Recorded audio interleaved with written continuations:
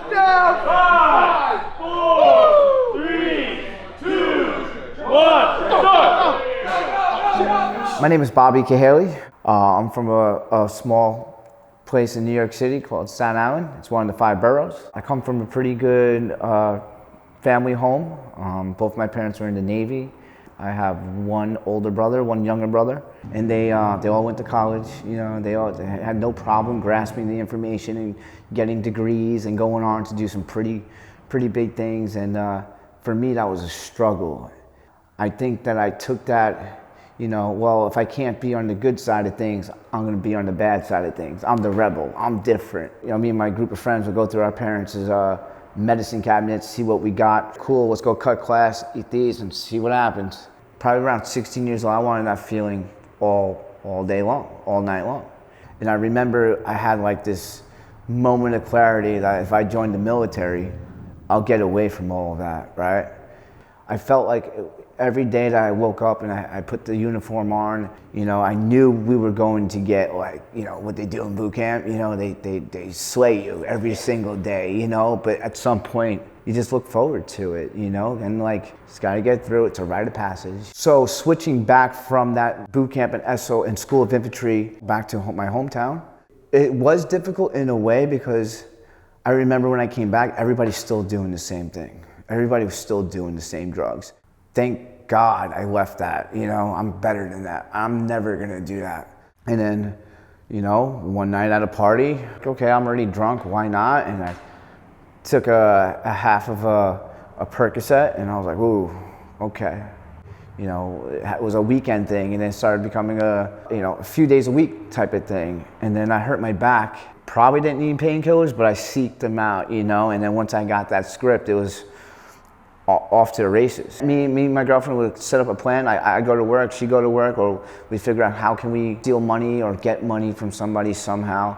After catching a couple charges and stuff, sometime down the line, that same girlfriend that I was dating, she managed to put together, I think, 2 or 3 years sober.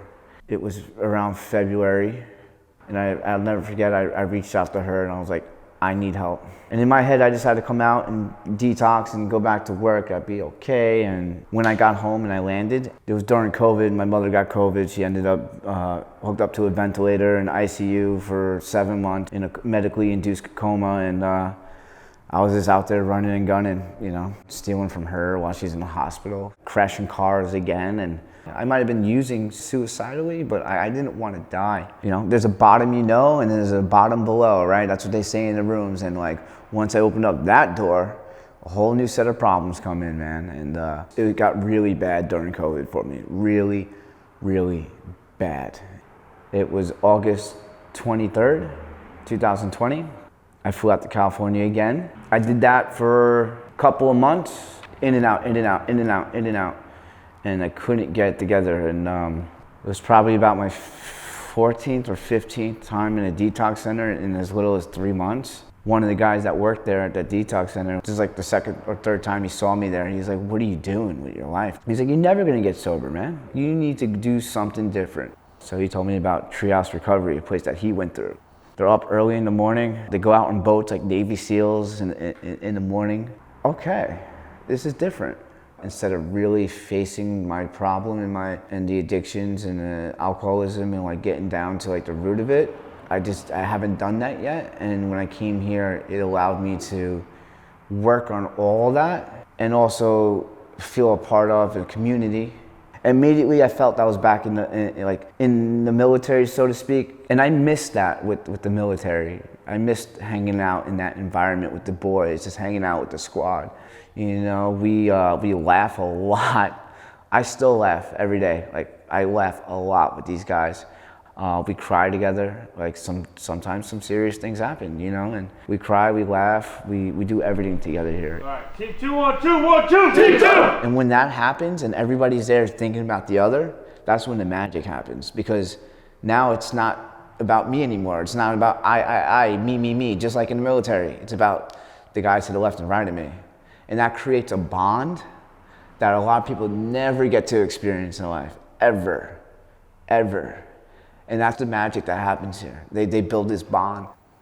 And yeah, it's a really cool thing to watch. Being here on the other side as a physical empowerment therapist, I went through the program, you know. Good morning, good morning, good morning, good morning. Good morning. Bobby, what's up? Your last day, huh? Last day. Ah, I'm gonna miss you, man. It's different faces, but it's the same thing. Up or what? Good morning. I'm just so grateful to be a part of it today. For a lot of people, they don't have that. They never had that for a lot of people. A lot of people never experienced what it's like to be working with a team or with people that care for you, genuinely care for you, you know? And here at Treehouse, that's what we do. We care for each other, no matter what. We don't care where you come from. We don't care what you've done. We don't care how bad it got out there. We don't care. We just, whether you're from Park Avenue or Park Bench, like, we don't care. We don't care. I'm just grateful, man. I'm grateful because I believe in this program because I know it works. And then I'm watching like the team. One of our guys is leaving today. It's his last day. And the impact that he has had on this team has been nothing short of like remarkable. And watching these guys come in and grow, right? And I just kind of give them a little shove. I give them a little push, a little nudge in that right direction. And then I watch them that like figure it out on their own. It's been, it's beautiful, man. It's beautiful. It's just what makes my job, you know, worth it and enjoyable. And I hate even using the term job because it's not a job for me. This is my life. And like, I wake up every morning at 4:30 in the morning, ready to go to work and be the best person that I can be so they can be the best person that they can be. And when you have people that come in and you're not sure if they're gonna make it, man, just like me, I'm sure they thought of that about me too. And to be on the other side of it and watch them transform, it's amazing. It is, it's amazing.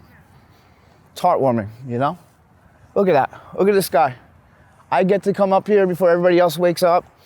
We're out here in the cold water, soaking it all in, watching the sunrise. I mean, life is good, man. Life is good.